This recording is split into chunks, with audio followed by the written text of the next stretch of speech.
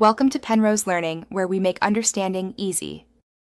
You start by collecting identity and business documents because authorize. Net verifies owners and bank routing. This speeds approval. Once done, choose account type, gateway only if you already have a merchant account or full merchant services if not. Next, create your authorize. Net account. Enter business name, EIN or SSN, physical address, and bank routing and account numbers.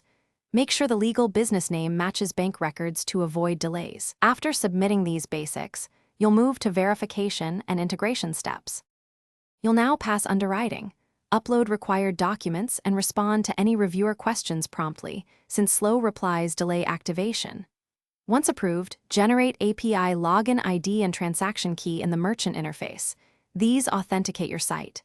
Then integrate. Pick the right method, hosted form for easiest PCI scope reduction, accept. JS for client-side tokenization, or full API for complete control. Make sure your test transactions work in the sandbox before switching live, and record credentials securely for deployment. You go live by swapping sandbox credentials for your live API login ID and transaction key, then run test authorizations. Use $0 or $1 to validate cards without charging. Make sure webhooks and receipt URLs are set, and fraud settings tuned to avoid false declines.